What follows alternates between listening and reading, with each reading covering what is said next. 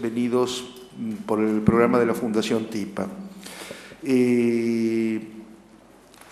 Antes de comenzar con la actividad de hoy, y la idea es la misma de siempre, va a haber exposiciones muy breves y lo que se busca es que podamos tener un diálogo. Yo voy a comenzar con algunas preguntas y después, en todo caso, ustedes van a hacer las preguntas las van a hacer ustedes. Si dudan, yo en todo caso voy a empezar a señalar uno por uno para que hagan preguntas, o sea que mejor no duden. Les comento de todas maneras que el lunes 30 tenemos la segunda actividad del año. Para los que no lo saben, el Club de Traductores Literarios se reúne 2 veces al mes, generalmente el primero y el tercer lunes de cada mes, con distintos invitados donde se discuten temas vinculados a la traducción, ya sea desde el punto de vista técnico como desde el punto de vista administrativo, la situación del traductor, los derechos, las obligaciones, etcétera, etcétera. Todo esto se está filmando y normalmente después lo subimos tanto el Centro Cultural de España a su sitio como el Club de Traductores Literarios a su blog. El blog ustedes lo encuentran muy fácilmente buscando en Google Club de Traductores Literarios y somos la primera opción, siempre somos la primera opción. Bueno, les decía, nuestra próxima actividad es el día 30 y uniéndonos a la dirección que está tomando la Argentina, traemos a la Cámpora. No es un chiste porque quien viene es Magdalena Cámpora. Magdalena Cámpora que va a dar una charla muy exhaustiva de aproximadamente unos 10 minutos sobre un tema muy general y que nos importa a todos y que todos estamos discutiendo en los diarios permanentemente. El título que ella propone es La bêtise, un privilegio francés, variaciones argentinas de una palabra flaubertiana. Entonces, como ven, es un tema de absoluta actualidad, sobre todo por la parte de la bêtise. Bueno, y ya refiriéndonos a la mesa de hoy, a mi izquierda, acá está el corazón, esta es la izquierda, a mi izquierda está Hanna Axén. Hanna es sueca, es traductora de literatura latinoamericana, dirige la editorial Boca, donde se han publicado numerosos autores latinoamericanos también. Luego, María Nicola, que es traductora italiana, tradujo a Bolaño, a Bellatin, a Di Benedetto, Manguel, Alan Pauls, Rulfo, Saer, Schweblin también. Así que ella es italiana, como ya les dije. Y por último, Pierre-Olivier Sánchez, que es editor básicamente de la editorial Passage du Nord-Ouest de Francia, y durante mucho tiempo fue también editor en José Cortis, que es una de las más prestigiosas editoriales francesas, una de las pocas que todavía publica muy buena poesía en Francia, no solamente francesa, sino también internacional. La idea es que cada uno de ellos nos dé un pantallazo de qué es lo que ocurre con la traducción y con los traductores en sus respectivos países, y entonces esa es la primera pregunta, justamente, ¿qué nos pueden contar de lo que pasa, tanto con la traducción como con los traductores en cada uno de sus países? Y como Hanna llegó tarde, es la que va a empezar. ¿Puedes hacerme concretizar la pregunta? La pregunta es eso. ¿Qué pasa con las traducciones en tu país? ¿Se traduce mucho? ¿Se traduce poco? ¿Y cuál es la situación de los traductores? Muy bien. Empiezo con bueno, hola, para empezar. Y la verdad yo quisiera hacerles preguntas a ustedes porque me interesa muchísimo la situación de los traductores acá en Argentina, pero eso tal vez será para después. Pero bueno, Suecia somos un país chiquito, 9 millones de habitantes, pero se traduce mucho. Yo creo que como tal vez 20% de lo que se publica es literatura traducida. Y lamentablemente de eso 95% creo es del inglés. Después hay de los idiomas nórdicos, 2-3%, y al resto del mundo le queda 2%. O sea que del español lo que se traduce lamentablemente es muy poco, será entre 10 y 20 títulos por año tal vez. ¿Qué digo más? Sí, te pregunto cómo y quién decide que se traduce.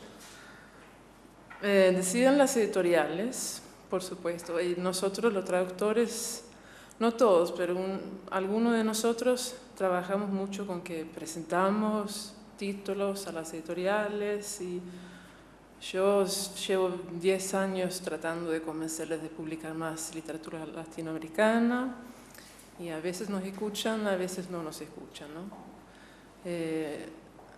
Muchas veces es más fácil con las editoriales pequeñas, ¿no? Porque ellos necesitan la ayuda de los traductores, del conocimiento que tienen ellos. Con las grandes editoriales ahí son los agentes literarios, las ferias, lo que deciden los títulos, lo que se publica, ¿no? Y para hablar de los traductores, tenemos una asociación, los escritores y los traductores literarios juntos. Y en total somos unos 2.500, o sea, todos escritores y traductores, y los traductores somos como 500 tal vez, creo. Y de esos, unos 200 trabajan tiempo completo como traductores literarios. Y el gremio se dice, Sí. La edad mediana es muy alta. Y yo, aunque ya no soy jovencita, soy muy joven en Suecia para ser traductora. O sea, la edad mediana es como unos 65, 70 por ahí. ¿Alguna pregunta hasta ahora? Respuesta. Y bueno, no ganamos mucho, o sea, en comparación de lo que se debería ganar, pero yo creo, no estoy segura, pero creo que en comparación con muchos otros países, por lo menos tenemos contratos, que tenemos una asociación que lucha para llevar a cabo, ¿cómo decirlo?, que los contratos cada 2 o 3 años se renuevan, ¿sí? O sea, y los derechos de, ¿cómo se llama eso?, de cuando se publica el libro del bolsillo, por ejemplo, y los e-books que vienen ahora. O sea, la asociación es bastante fuerte, la asociación de escritores y traductores. Así que en comparación con el resto del mundo creo que estamos bastante bien. ¿Está con eso? ¿Está? Muy bien. Al principio sí. María. Bueno, yo no tengo todos estos números a disposición porque además hice un trabajo como de recopilación de datos estadísticos, pero se me olvidan con una rapidez asombrosa. Y bueno, Italia es un país que traduce muchísimo. Yo creo que casi el 50% de los libros son extranjeros. Pero ahora no puedo deciros una cuota, pero es enorme la cantidad de libros que se traducen. Es incluso resulta, creo, más barato traducir que construir un libro desde cero, ¿no? De escribirlo allá. Pero claro, la mayoría de los títulos son traducidos del inglés. Pero el castellano se va colocando, está casi superando, seguramente, sin duda superó al alemán y creo que está en el mismo nivel del francés. Y lo que pasa es que ahora se están traduciendo del castellano muchos libros, mucha narrativa comercial. Entonces, eso es uno de mis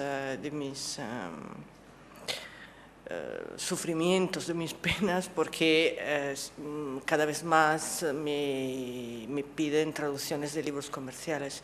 O sea que con la crisis de la lectura que hay en Italia, las editoriales apuntan más al libro comercial, al libro no libro, al libro muy, muy fácil. Y creo que los derechos de libros españoles y latinoamericanos resulten menos caros que los de países anglosajones. Y como en los últimos años hubo ¿cómo se dice?, una disminución muy fuerte se reducieron mucho las costumbres de lectura, los lectores son menos y los jóvenes no leen. O sea, es un problema de mi país con el tipo de gobierno que tuvimos, el tipo de política cultural que hubo. Entonces yo me doy cuenta de que incluso editoriales de cultura empiezan a dejar de publicar autores que suponen difíciles o que no se puedan vender. ¿Pero Berlusconi no produjo literatura? Produjo literatura, sí, literatura basura. No, lo digo, era un chiste, es un chiste. Y sí, porque además los más vendidos, no sé si acá pasa esto, los más vendidos, los súper vendidos, son libros comprados pero no leídos. O sea, la gente compra el libro, qué sé yo, del Papa o sobre la familia de Berlusconi porque los compra y los regala, pero no son libros que se leen, o los libros de recetas, no son libros que se leen, los compra y bueno, no tenemos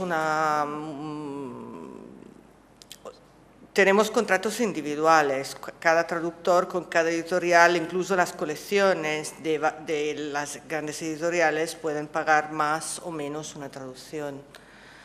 Yo logré hacerme conocer bastante, entonces a mí me ofrecen más que lo que pueden ofrecer a otra traductora más menos conocida o más con menos títulos. ¿Y qué más? ¿Existe algún tipo de asociación? ¿Cómo se Sí, defienden los traductores? existe, pero yo no formo parte, o sea que no soy la persona adecuada para ello, para contestaros sobre ello. Bien, bien. Pierre, La même question. la misma cuestión, sí. Buenas tardes.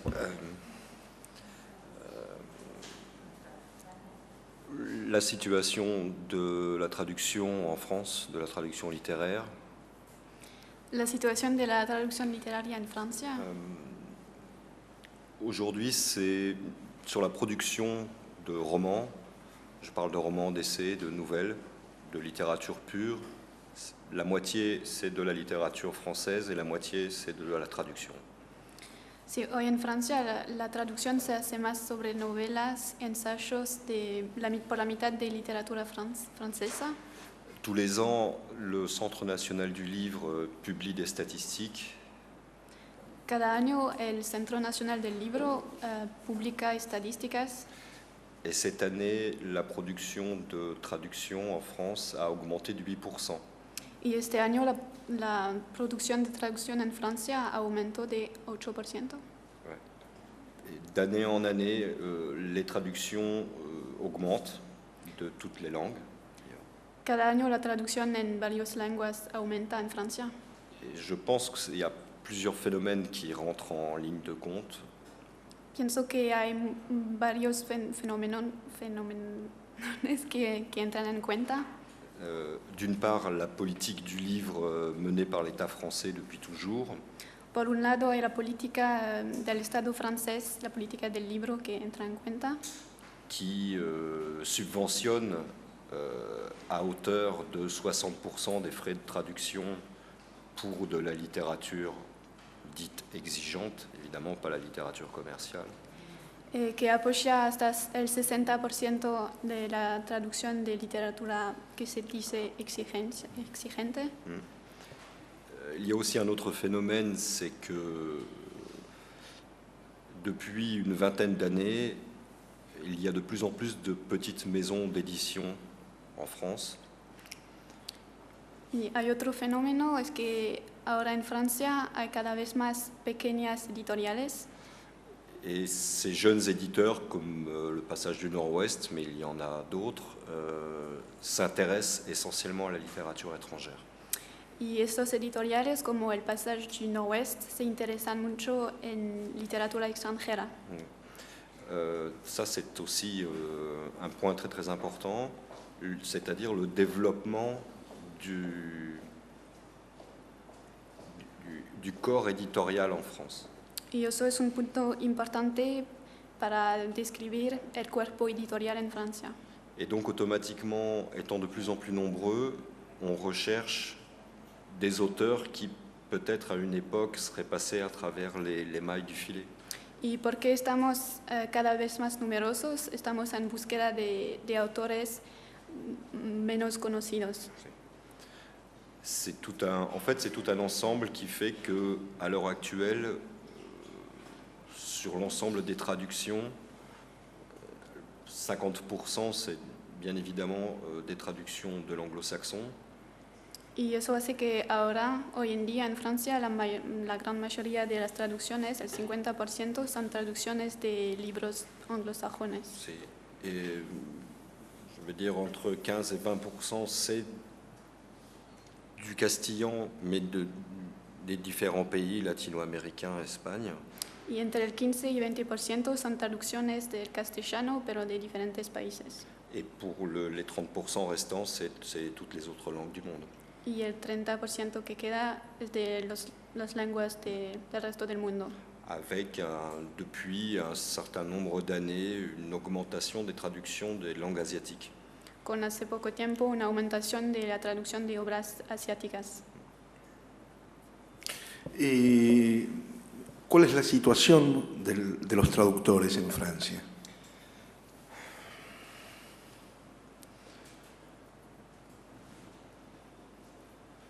Je dirais que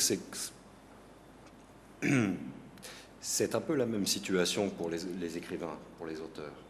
Yo diría que la situación es igual que para los escritores. Sur le nombre de traducteurs, En cuanto al número de traductores, je pense qu'il y en a pas beaucoup qui vivent vraiment de leur traduction, qui vivent que de la traduction. no pienso que hay muchos que viven solamente de la traducción.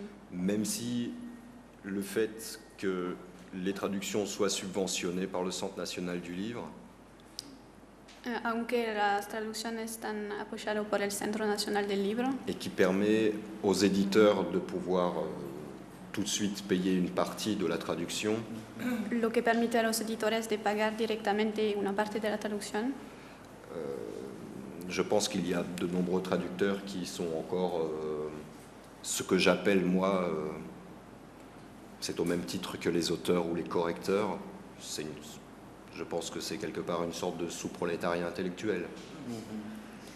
y sí, yo pienso que ahora todavía los traductores son como autores y editores que viven como que es una subcategoría de gente de letras, Oui, de prolétariat intellectuel, je pense.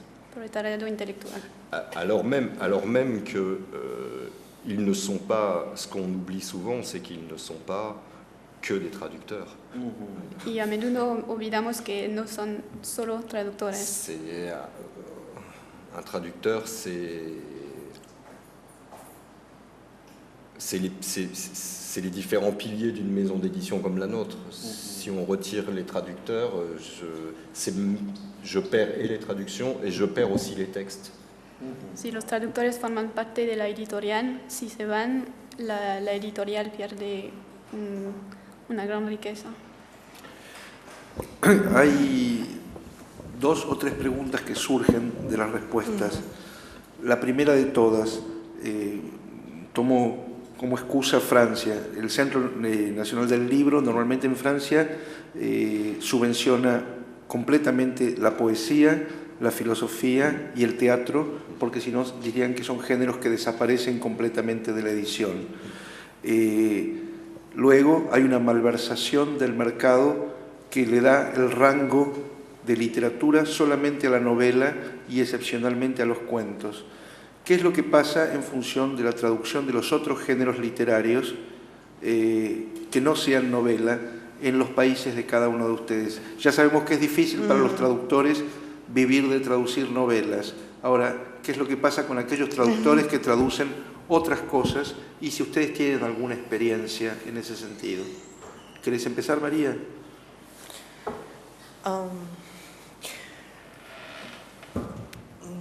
A mí me pasó muy poco, tuve poca oportunidad de traducir cuentos y cada vez que hablé de libros de cuentos o de escritores muy importantes que eran sobre todo cuentistas o únicamente cuentistas, que eso puede pasar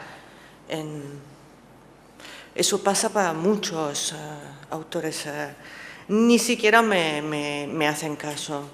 Y normalmente cuando un editor se atreve a publicar un libro de cuentos, al final, no sé si por esa ley por la cual las profecías tienden por sí mismas a realizarse, quizás no lo promocionen bastante y al final se revela que el libro no se vendió. Eso de poesía no sé, porque yo no traduzco poesía. Me preguntaron si quería traducir los poemas la universidad, ¿cómo se llamaba? La Universidad Desconocida de Bolaño, y bueno, dije que sí, que me hubiera puesto en la idea de hacerlo, estudiando mucho y estudiando sobre todo los poetas que Bolaño leía. Y al final no sé qué se hizo de ese proyecto. Normalmente los traductores de poesía son poetas ellos mismos, y entonces no es algo que tenga que ver con una actividad de tipo económico. O sea, es una actividad artística y no... Ahora comen también, necesitan comer. Sí, creo que coman, pero creo que algunos tengan otras actividades, que sean profesores a distintos niveles de la educación, de la universidad a otras cosas, o tienen los poetas pueden ser incluso, qué sé yo, ingenieros o obreros en la construcción. Quiero decir que en Italia no se lee poesía. Eso que quede claro. Si se habla de poesía delante de una clase de universitarios, de muchachos de 20, 25 años que estudiaron algo relacionado con la literatura, no les interesa para nada, no saben qué es, nunca se compraron un libro de poesía, no existe. Ahora, no estoy hablando de lectores, de lectores adultos con una educación a la lectura que se formó hace 20, 30 años. Estoy hablando de las últimas generaciones, o sea, que desapareció todo. ¿Hanna? Sí. Yo diría que, o sea, traducir poesía, o sea, de eso no se puede vivir, o sea, supongo que es lo mismo en todo el mundo, o sea, si se piensa en lo que la editorial te da. Para sobrevivir como traductor en Suecia tenés que traducir novelas, si estás en lo literario, ¿no? Y tener trabajo todo el tiempo, entonces sí puede funcionar. Pero lo que puede pasar es, por más años, o sea, si llevas muchos años traduciendo y tenés muchos títulos, eso es muy reconocido, entonces sí hay becas que se puede solicitar o que te dan, ¿no? Y se empieza, es como una escalera se llama, o sea, se empieza con una beca de 1 año, después beca de 2 años, 5 y 10, y después de por vida, ¿no? Entonces, claro, si uno tiene una beca así, se puede permitir, se puede dar el lujo de hacer otros proyectos, ¿no? Como poesía o compilar una antología o qué sé yo, o sea, O sea, eso es, yo creo que la mayoría de los que trabajan con poesía lo logran de esa forma, ¿no? O si no, como también decís, o sea, gente que tiene otro trabajo, se interesa por literatura y lo hacen en su tiempo libre, ¿no? Y también una parte que no sé cómo es acá, pero por lo menos en la historia de Suecia, la historia de los traductores, es que al principio, cuando se empezaba a traducir, la mayoría de los traductores eran mujeres que estaban viajando con sus esposos, que eran diplomáticos o algo así, y empezaban a traducir porque, bueno, aprendían el idioma y querían tener algo para hacer. Y para eso al principio no había sueldo, ¿no? O sea, era una cosa que se hacía por interés, ¿no? Y por eso estamos con los sueldos tan bajos todavía, ¿no? Porque se empieza del cero. Pero todavía de mi generación eso no existe, pero de las traductoras viejas todavía existen los que han vivido de esa forma, ¿no? O sea que el sueldo nunca ha sido tan importante, sino los proyectos, porque ya había un marido, ¿no? Sí, eso también es una solución para los y sobre todo si el marido es editor. C'est vrai. C'est vrai. Pierre? Oui. Alors je crois que déjà à la base de l'expérience des contacts que j'ai avec les différents traducteurs avec qui je travaille depuis 10 ans. Pienso que con los contactos que tengo con escritores con los cuales trabajo, traductores también, con quien trabajo desde hace 10 años. Peut-être, ça doit être, je pense, une vingtaine de traducteurs, 20-25 traducteurs. 20-25 traductores. Il y a 2 cas de figure. Hay 2 categorías. Le traducteur homme-femme, je ne fais pas trop de différence, même si effectivement il y a quand même plus de femmes que d'hommes. El traductor, o sea, un hombre o una mujer, no hago la diferencia entre los dos. Soit ce sont des universitaires Son universitarios qui font de la traduction à côté, c'est-à-dire qu'ils sont professeurs d'université, donc ils n'ont que peu d'heures à donner dans la semaine pour leurs cours, même si on en rajoute quelques-unes pour la préparation de cours et ainsi de suite. Ça leur laisse quand même un petit peu de temps pour de la traduction. Que son profesores, pero también que tienen el tiempo para traducir unas obras. Ou alors, je pense que dans leur vie, la question se pose, c'est un dilemme. C'est est-ce que je continue à fonctionner en tant que professeur quand j'ai la chance d'être professeur, parce qu'évidemment il y en a d'autres qui n'ont pas cette chance-là, ou est-ce que je me lance à fond dans la traduction, à 100%? Que a veces para ellos es un dilema a saber si quiero estar un profesor a pleno tiempo o si me consagro totalmente a la traducción. Et en règle générale, on ne se lance pas à 100% dans la traduction si on n'a pas assuré les arrières. Et assurer les arrières, ça veut dire s'être déjà constitué un petit catalogue, quelques traductions déjà publiées, quelques contacts avec des auteurs. Et là, à ce moment-là, on peut se lancer. Voilà, je vais placer tel ou tel auteur dans telle ou telle maison d'édition. Et à ce moment-là, je vais gagner ma vie à 100% avec la traduction. Y, sí, y a menudo los profesores no pueden lanzarse 100% en la traducción porque primero hay que tener como un pequeño catálogo de obras traducidas. Oui, sí, publicadas. Voilà. Je pense que l'idée, en fait, à la base, c'est qu'il faut regarder toujours les traducteurs comme des passeurs, comme des découvreurs. Même si, je vais dire, 30-35% des ouvrages que j'édite sont le fruit de mes propres recherches, 2 livres sur 3 sont des textes qui sont amenés par des traducteurs. Donc ça veut dire qu'il faut qu'ils s'aménagent du temps pour ces recherches-là. Sí, hay que tener en cuenta que los traductores son los que descubren a menudo las obras y que yo edito 30% de obras de traductores. C'est 2 tiers, 1 tiers. C'est eux qui amènent 2 livres sur 3. Quoi. Sí, ellos traen libros por 30% son ellos que traen los libros ya traducidos.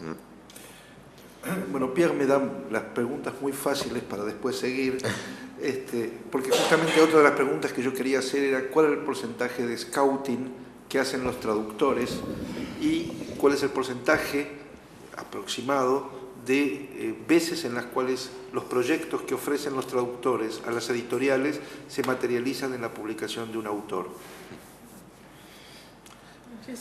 Y sí, porque me estás mirando con una cara que tenés que empezar vos. Una cara de tristeza, ¿no?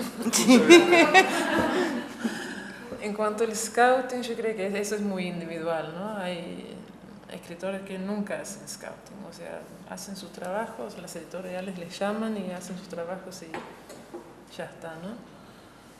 Y después a los que se interesan más por la cultura entera de un cierto país, y ellos sí hacen mucho trabajo, ¿no? Muchas veces nacen directores para las editoriales, pero yo diría que las veces que publican algo, qué sé yo, 2% de las veces. Depende mucho, o sea, si vas a una editorial grande casi nunca pasa, ¿no? Pero como dije antes, con las pequeñas, entonces muchas veces hay que se trabaja juntos, ¿no? O sea, por ejemplo, ahora que estoy acá hay una editorial pequeña que me pidió que, por favor, tendría los ojos abiertos para ver lo que hay, entonces es mucho más fácil, ¿no? Como dije, que necesitan a los traductores, ¿no? Claro. Pero yo no diría que la mayoría de los traductores trabajan así, sino es una minoría. Perfecto. María.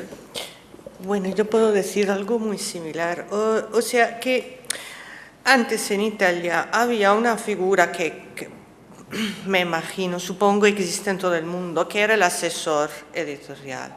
O sea, un señor, una señora que conocía muy bien determinada cultura, determinado ámbito, y tenía un contacto directo con el editor y formaba parte, digamos, de una mesa editorial en la que se discutían los títulos. Ahora, las editoriales grandes e incluso las medianas son empresas y, claro,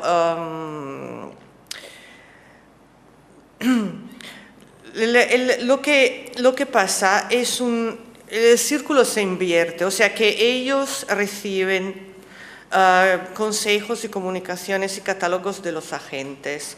Luego, para hacer un ejemplo, me llaman o me escriben un mail, me dicen, ¿puedes leer, por favor? Te envío el PDF. Y yo recibo un libro de un señor que nunca he conocido, que se lo aconsejó Chabelson o Carmen Balcells, y le tengo que decir en 2 días que si ese libro si hay que publicarlo o no. Y si le digo que hay que publicarlo, luego lo tengo que traducir yo. Pero y eso es bastante... Además, esta gente vive en otras ciudades y se comunica conmigo por mail. Y la llamada telefónica ya es algo un poco demasiado molesto, porque les robas tiempo, a lo mejor puede pasar que se hable de otra cosa y se pierde tiempo.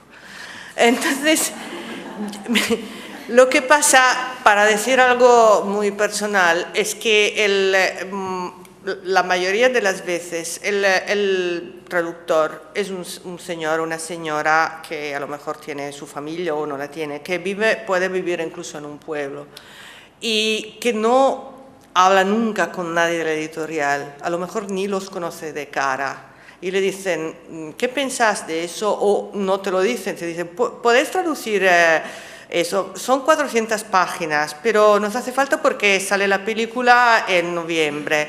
Entonces, para junio puedes. Y claro que no, que es un tipo de relación muy de prostitución, ¿no?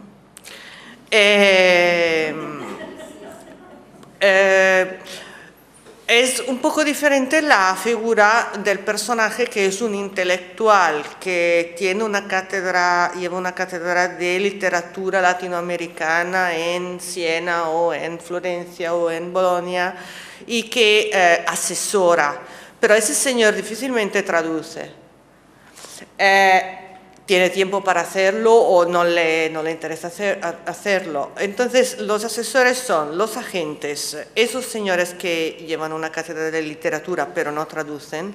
Y luego hay una señora como yo a la que le dicen, "Oye, hay un Volpi, compramos Volpi, ¿me lo puede traducir en 2 meses? Y yo abro las primeras páginas, se me caen de las manos literalmente y le digo, no puedo. Entonces se enfadan bastante seriamente conmigo, porque si yo no coincido con la forma de escribir de un autor, y se lo digo, me dicen, pero nosotros le pedimos únicamente de ser la voz italiana de Volpi.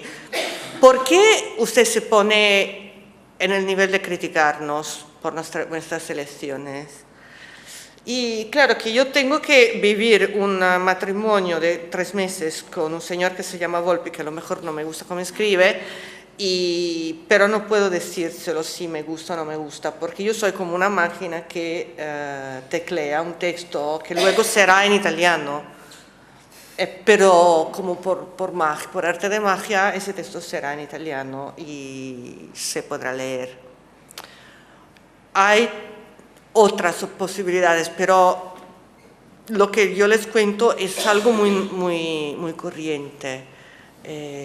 Lo que yo estoy intentando hacer es dar el salto a ser otra cosa como ella. O sea, poder escoger las cosas que me interesan y poderlas presentar y lograr que los editores me hagan caso, un editor, porque si no, lo que tengo que hacer es montar una editorial, porque no hay otra forma, ¿no? Bueno, no sé si... Correcto. Je reviens à la question au début. Vous demandiez quel est le nombre de textes publiés par une maison d'édition en fonction du nombre de propositions qui sont faites. Si usted pidió la pregunta, ¿cuántos textos traducidos son publicados? Une maison d'édition comme la nôtre, on reçoit maintenant 4 à 5 projets de traduction par semaine. En una editorial como la mía recibimos entre 4 y 5 proyectos cada semana. Ça nous fait donc 20 projets dans le mois. Donc, vous voyez, ça fait à peu près 200, quoi. Hein, on est entre 150 et 200. Hace 20 proyectos cada mes, así que entre 100 y 200 proyectos. Pour une maison d'édition qui publie 6 livres par an. Para una editorial que publica 6 libros cada año. Ce qui montre tout de même la vigueur du monde de la traduction dans un pays comme le nôtre. Eso demuestra la vigor de la traducción en un país como Francia. Et c'est réconfortant parce qu'on se dit aussi qu'il y a des gens qui ont envie de tutoyer ce monde de la traduction et ce monde des arts et de la littérature et de l'édition. C'est-à-dire qu'ils se lancent, ils n'hésitent pas, quoi. Y eso es alentador porque muestra que hay gente que está interesada en tutear este tipo de arte, de la traducción. Mais je crois que la situation des traducteurs, elle dépend avant toute chose. Yo pienso que la situación de los traductores depende mucho de rebondis sur ce que disait Maria. lo que dijo María. En fait, tout dépend de la relation qui est établie au départ entre le traducteur et l'éditeur. depende mucho de la relación que se establece entre el editor y el traductor. Et ce lien, il est établi en fonction de la taille éditoriale, de la taille de la maison d'édition. Y este vínculo se establece depende mucho del tamaño de la editorial. Alors, dans des petites structures comme les nôtres, les choses viennent du bas et remontent. En editoriales pequeñas como la mía, las cosas vienen por abajo y se van por arriba. C'est-à-dire qu'on est entre personnes qui nous comprenons sur un projet artistique où chacun met une partie de lui-même et de ses fonds aussi, d'ailleurs. Es que establecemos como un proyecto con las personas se conocen y cada una trae fondos también y conocimientos. Alors que dans les grosses structures, les choses ont plutôt tendance à venir du haut. C'est-à-dire que ce sont des échanges qui sont faits entre, des échanges privilégiés qui sont faits entre grands éditeurs européens, je ne parle que de l'Europe, mais entre grands éditeurs européens.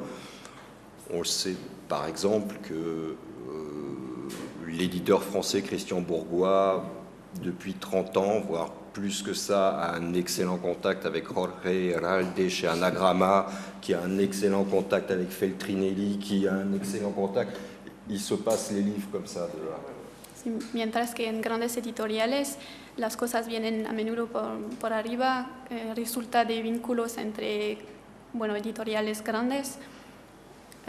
Por ejemplo, Christian Bourgois en Francia, tiene vínculo con Anagrama en España, Feltrinelli en Italia. Y se pasan los libros entre ellos.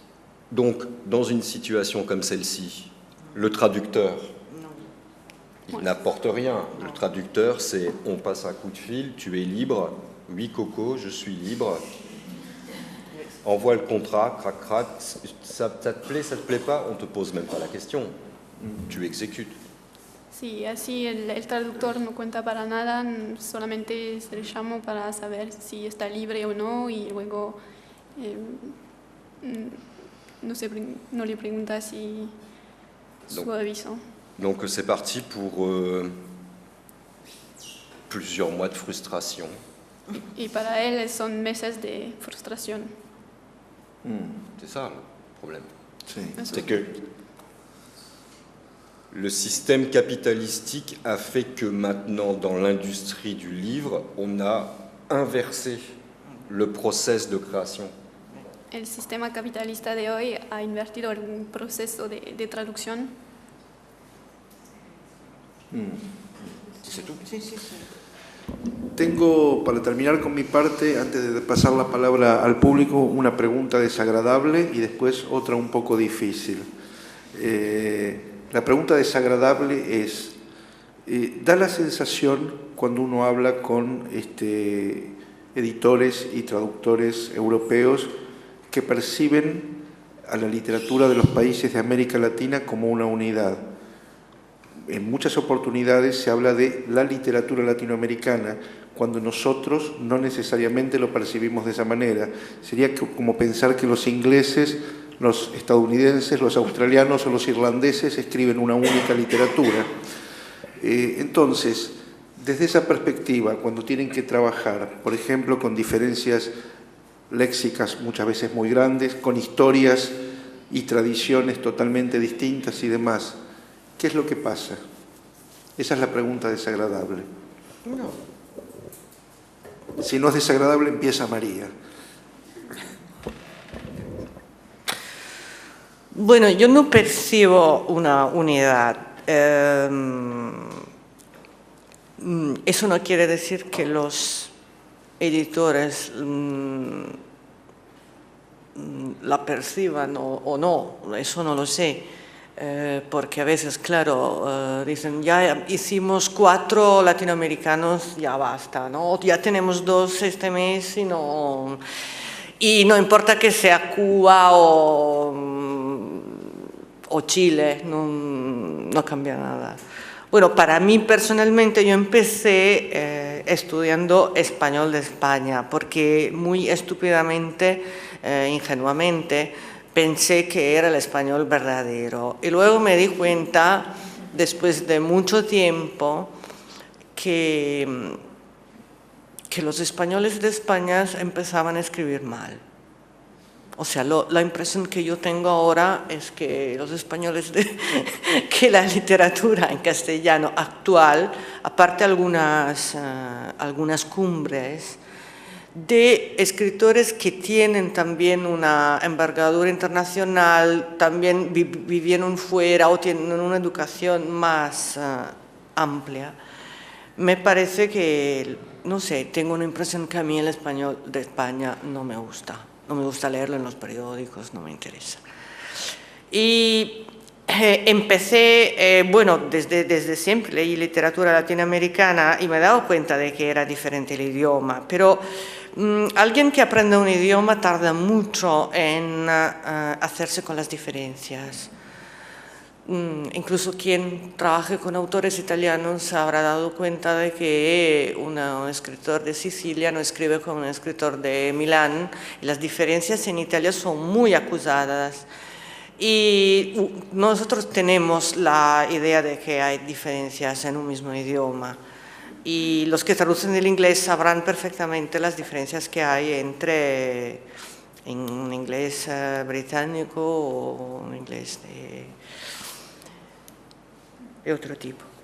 Y entonces empecé yendo por partes, o sea que cuando estuve por primera vez en Argentina, cuando empecé a leer mucho más autores argentinos y a relacionarme con argentinos en mi país, porque los hay, siguen habiendo gente incluso que se fue en los años 70. Y intenté aprender el voceo, todo eso. Me di cuenta de que ahora me doy cuenta de que incluso cuando escribo un mail a un autor argentino le escribo con una estructura diferente. Y en Cuba, esas son las dos áreas latinoamericanas que conozco. En Cuba es otro idioma, hay otros modismos y otra forma aparte las diferencias léxicas. Y de México no sé casi nada. O sea que yo sé que puedo entender muy bien un escritor como Belatín porque tiene un idioma muy rarefacto, muy... o sea, que no es un idioma que quiere ser expresivo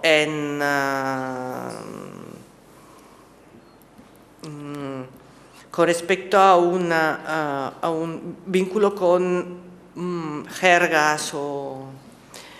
Ah, sí, el problema fue con Rulfo, por ejemplo. Sí, pero se advierte, o sea, esas diferencias yo las advierto. ¿Y qué puedo hacer?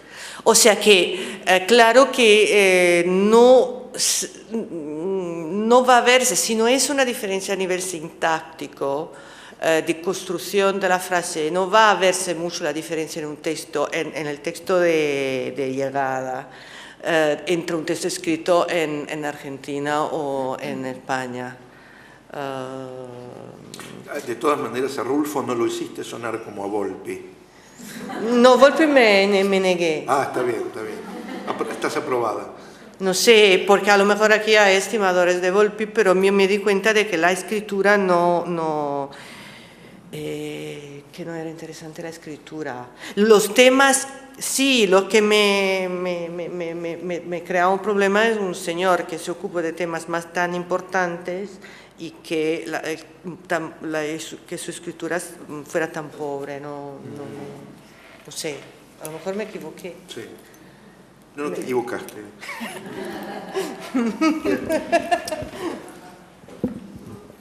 Si j'ai bien compris la question, c'est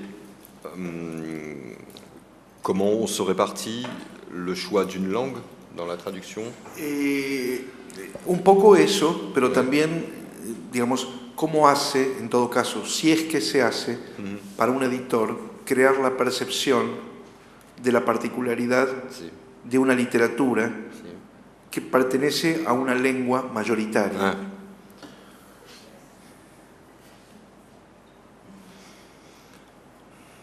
En ce qui concerne le castillan, En lo que concierne el castellano, en sachant que notre maison d'édition est avant tout une aventure humaine et absolument pas du tout un calcul au sens où on a décidé de monter une maison d'édition, mais plutôt des gens qui un soir sur un coin de table en buvant un verre de vin et en lisant et ont sorti leurs sous et les ont mis sur la table pour faire des livres. bueno, teniendo en cuenta que mi editorial es una estructura pequeña, es una aventura humana antes de todo, que es una reunión de gente que se reúne para publicar obras y que traen su Pour boire propio... du vin et, para beber vino et faire des también livres. y hacer libros. Il se trouve que lors d'une de ces soirées, Enrique Villamatas était avec nous. En una de estas tardes había... ¿Quién?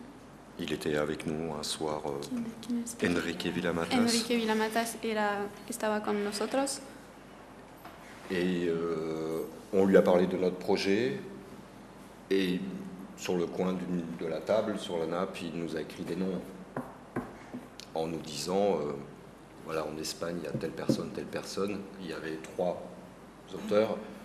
Et puis pour l'Amérique du Sud, il y avait une liste grande comme ça de 20 personnes. Le hablamos de nuestro proyecto y él nos dio 3 nombres de escritores españoles y una lista grande de escritores de latinoamericanos. Donc logiquement, on publie Juan Villoro, on publie Mario Bellatin, on publie Sergio Pitol, on publie Rodrigo Fresan, Rodolfo Foguil, Augusto Monterroso. Et puis en plus... Sí, lógicamente, entonces publicamos autores de Latinoamérica. Et sans vraiment se poser la question de savoir si on respecte ou pas la langue espagnole, le pays d'origine, ou est-ce que c'est mieux là et moins bien ailleurs. Sí, sin preguntarnos si realmente respetamos el castellano de tal o tal país. Et j'en veux pour preuve qu'aujourd'hui, on vient de publier coup sur coup 3 auteurs espagnols, purs espagnols, parce que c'est une nouvelle génération qui arrive. Ils ont entre 35 et 45 ans, et il y a de jeunes écrivains espagnols qui font des choses formidables. Donc voilà, ça, c'est en se laissant un peu porter par la vague de ce que l'on entend et du réseau. Pero depende de la situación actual. Por ejemplo, acabamos de publicar a 3 autores españoles jóvenes y bueno, nuestras publicaciones dependen del momento, de lo que se produce al momento. Une dernière chose, parce que ça me tient à cœur, puisqu'à la base ma culture est une culture littéraire anglo-saxonne. Una última cosa, mi cultura propia es una cultura anglosajona. Évidemment, on ne peut qu'être révolté de la production pléthorique de traductions de romans US, comme on dit, de romans américains, moins de romans anglais, d'ailleurs, c'est bien dommage, écossais et irlandais, c'est d'ailleurs bien dommage. Y bueno, hoy es una pena decirse que se publican ahora obras americanas, obras que se venden. Cette masse de traductions de livres purement commerciaux ne doit pas masquer aussi les talents qu'il y a derrière aux États-Unis, avec de jeunes écrivains américains absolument formidables et qui ont du mal à être mis en avant, justement, à se mettre devant cette espèce de mur de best-sellers absolument abjects, voilà, et de trucs commerciaux. Et moi, c'est à eux que je pense quand je lis un texte américain d'un jeune écrivain américain. Sí, este conjunto de libros comerciales, bueno, es un peligro para autores más reconocidos, pero que tienen bueno, talentos y il en est de même pour les structures éditoriales aux États-Unis. Il y a plein de maisons d'édition absolument formidables, de petites maisons d'édition indépendantes, que ce soit à San Francisco, à Los Angeles, à New York, un peu partout. Porque Ils font un también travail génial. De traduction aussi, beaucoup je pense à Sergio Scheschweg, Mis dos Mundos. L'année dernière, nous l'avons publié en français. Simultanément, il est sorti aux États-Unis par une toute petite maison d'édition. sí, también no hay que olvidar que en los Estados Unidos también hay pequeñas editoriales con mucho talento.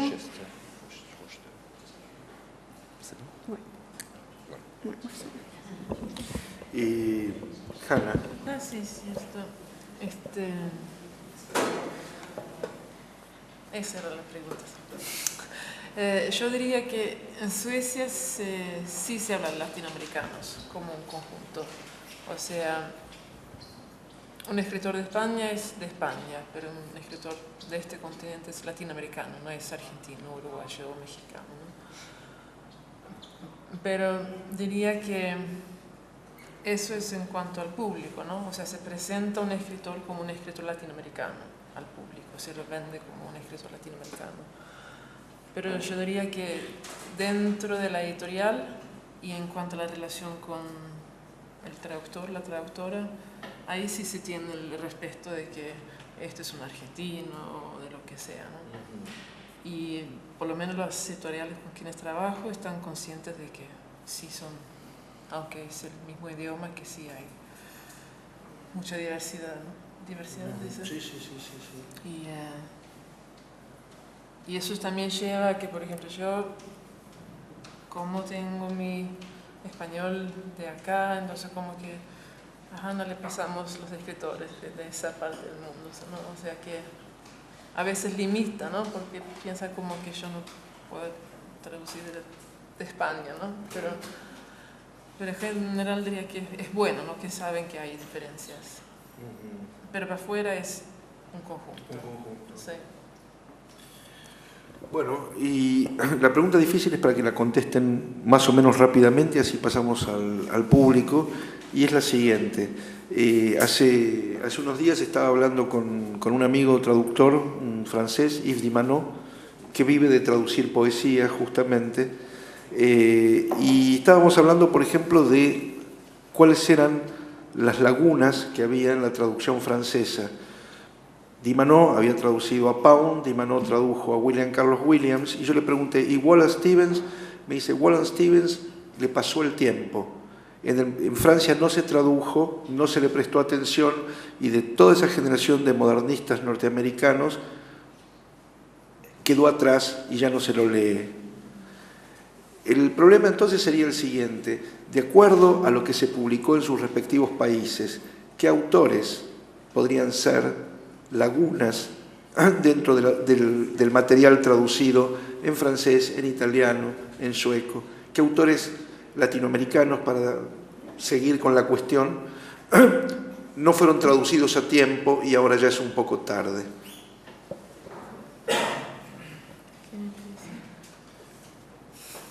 ¿Quién empieza? Eso había que preguntarlo con antelación, con una semana de antelación. Por eso dije que era la pregunta difícil era esa.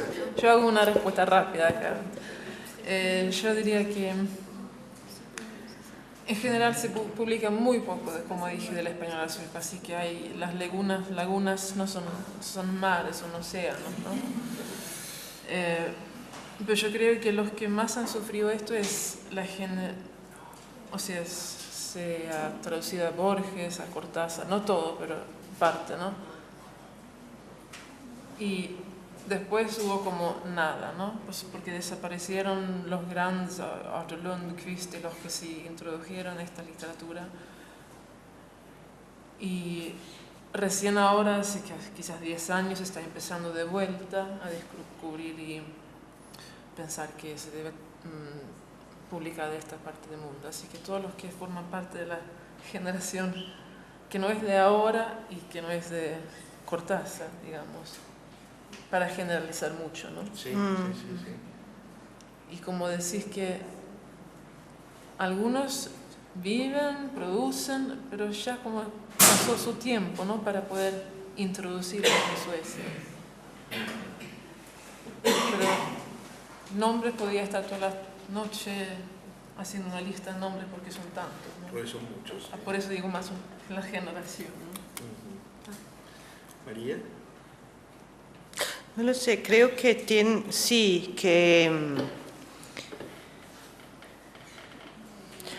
bueno, en Italia se tradujo mucho más, pero es verdad que hay algunos autores que siempre que entraron en una especie de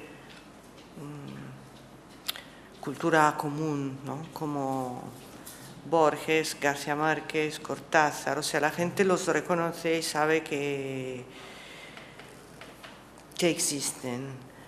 Luego existe toda una literatura, qué sé yo, una literatura comercial que puede ser un poco cubana, un poco de varios países, una literatura comercial de mujeres como Allende. sí, todas las que, sí, Mastretta, Allende, las que Bolaño llamaba las telúricas. O sea que yo creo que una partición muy importante en la percepción de Latinoamérica es lo exótico y lo no exótico. O sea, está claro que una novela de Argentina casi nunca resulta exótica. O sea, lo tropical y lo no tropical. Eso creo que se percibe a nivel de público. Entonces, hay lectores que perciben a Latinoamérica como algo tropical, un poco mágico y con amores muy calientes, ¿no? Que, sí, el agua sobre el chocolate, ¿cómo era eso? Esta es una visión popular bastante mainstream que sigue vigente.